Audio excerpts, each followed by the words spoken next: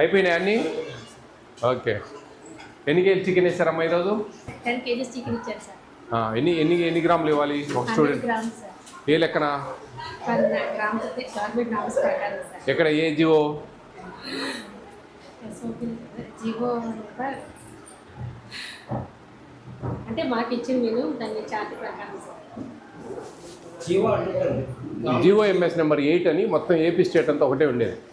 మీకు అవగాహన లేదండి డీడీ గారు, అందరికి చెప్పాలా మీరు? ఆ జీవో ఎంఎస్ నెంబర్ 8 కాపీస్ ఇవ్వాలా? మరి జీవో ఎంఎస్ నెంబర్ 8లో ఎన్ని గ్రామ్స్ ఇవ్వాలా ఒక రోజుకు? 7 రోజులు పర్ క్యాపిటా రోజుకు ఎన్ని గ్రామ్స్ ఇవ్వాలా?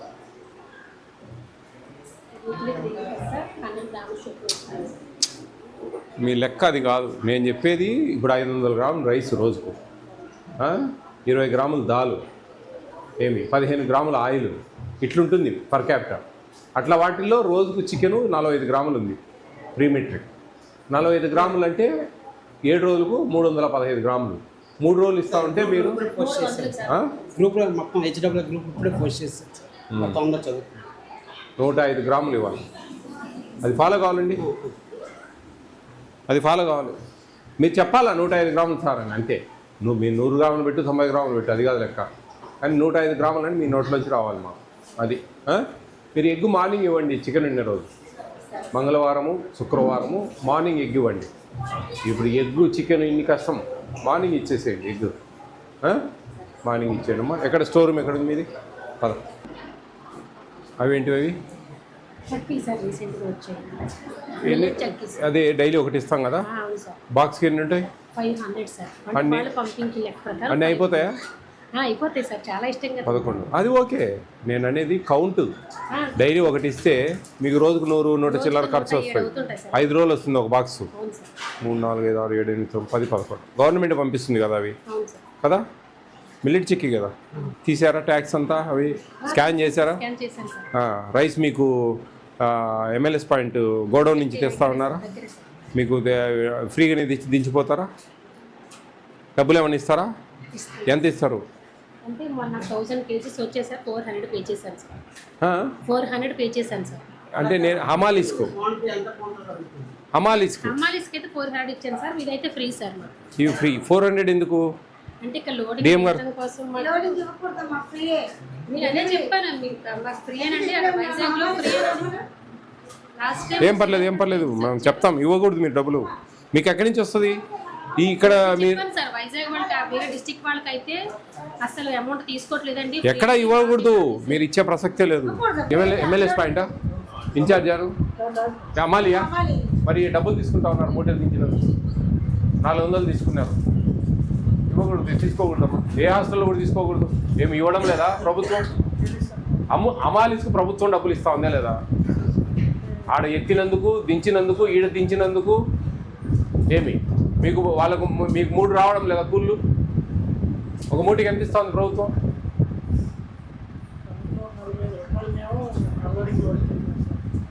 నేను చెప్పేది మీ దగ్గర అన్లోడింగ్, మళ్ళా వే చేసి లోడ్ చేసుకునేది, ఈడ అన్లోడ్ చేసేది. 3 కూళ్ళు ఇస్తా ఉంది ప్రభుత్వం. మరి మీరు ఎట్లా తీసుకుంటా ఉన్నారు డబ్బులు? ఏదో టీ పైసలో ఏదో అడిగితే అది ఓకే. 400 అలవాటు కుదరదబ్బా మేడం. చూడండి ఏ హాస్టల్ కూడా. ఎందుకంటే అండి నేను చెప్పేది ప్రతి రూపాయి ఆ మెనూ మీద పడుతుంది, పిల్లల కడుపుల మీద పడుతుంది ఆ డబ్బులు. వాళ్ళు ఎట్లా ఇస్తారు? వాళ్ళ జీతాల నుంచి ఇవ్వలేరు కదా. అటువంటిప్పుడు నేను కాఫీ తాగినా కానీ మెనూ మీద పడుతుంది పోయి ఎఫెక్ట్. అట్లా అనమాట ఏది కూడా. కాబట్టి ఎటువంటి పరిస్థితులలో ఎమ్మెల్యేస్ పార్టీ ఎవరు అమ్మా ఇన్ఛార్జ్ ఎవరు? చూడండి ఉన్నారా? గట్టిగా చెప్పండి స్ట్రిక్ట్గా. నేను అదే పనిగా అడుగుతాను నేను ప్రతి హాస్టల్లో, మీరు డబ్బులు ఇస్తున్నారా అని. లేదు మేడం, డిఎం గారు చూడండి ఖచ్చితంగా 1 రూపాయి తీసుకుని ఒప్పుకోండి. నేను మేడం నెంబర్ నాది, దాంట్లో రాస్తాం కదా. ఈసారి ఎవరైనా డబ్బులు మీరేం భయపడాల్సిన అవసరం లేదు. వాళ్ళు దించిపోవాలి, వాళ్ళ బాధ్యత అది. ప్రభుత్వం డబ్బులు ఇస్తా ఉందమ్మా. ఏడ చెప్తారు వాళ్ళు? ఏదో వచ్చి అడుగుతూ ఉంటారు, ఇస్తూ ఉంటారు అంతే. ఇంకా ఈరోజు చికెన్ కర్రీ, బగారా రైస్ పట్టు పట్టారా? బాగా తినాలి మీరు. తింటేనే మంచి యాక్టివ్గా ఉంటారు. బాగా తింటేనే మైండ్ బాగా పనిచేస్తుంది.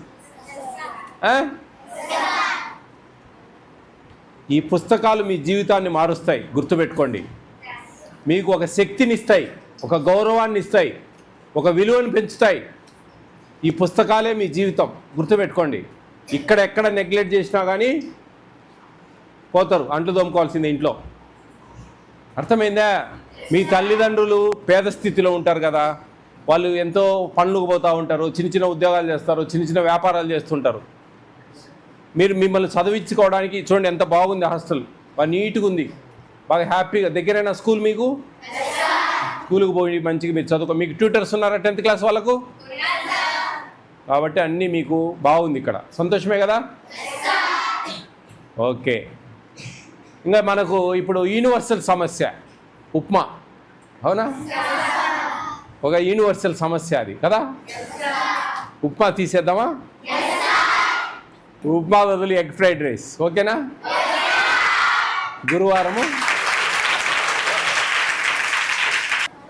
సరే, మీ కోరిక తీరుస్తున్నా, నా కోరిక తీర్చాలి మీరు.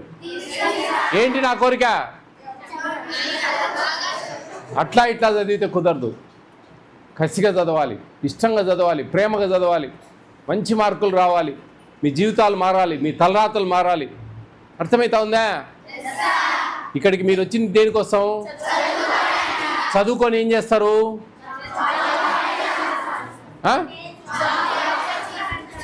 అందరికి జాబ్స్ దొరుకుతాయా? చదువు జాబ్స్ కోసం అనేది మైండ్లోంచి తీసేయండి మీరు. ఇది ఒక నాగరికత, ఒక way of behaviour, way of talking, way of dressing, ఇవన్నీ కూడా దాని మీద ఆధారపడి ఉంటాయి, గుర్తుపెట్టుకోండి. కాబట్టి మనసుంటే మార్గం ఉంటుంది. జాబ్ రావాలని గ్యారంటీ లేదు, ప్రైవేట్ సెక్టార్ వెయిట్ చేస్తూ ఉంది మీ దగ్గర స్కిల్స్ ఉంటే. అర్థమవుతా ఉందా? కాబట్టి అక్కడ ఏమైనా సాధించవచ్చు, ఓకే?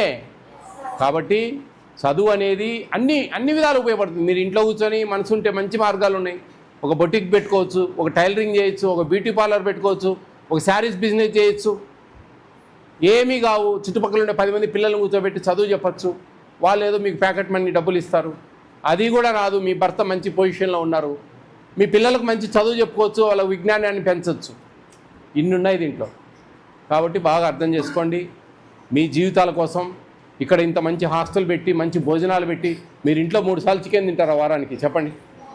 11 గుడ్లు తింటారా? ఇన్ని ఇస్తూ ఉంది కదా ప్రభుత్వం. మీరు ప్రభుత్వానికి ఏమి ఇవ్వాలా? మీ జీవితాలు, మీ తలరాతలు మార్చుకోవాలి. అదే ప్రభుత్వం ఆశించేది, ఇంకేం లేదు. మీరు వ్యాపారం కాదు ఇది. అర్థమవుతా ఉందా? మా hostel student 571 sir last year. IIT నూజివీడ్లో చదువుతుంది సార్. Very good. ఈసారి కూడా మీరు IIITకి పోవాలి ఎవరో ఒకరు, ఖచ్చితంగా 10th క్లాస్ నుంచి, ఓకేనా? Okay, all the best all of you.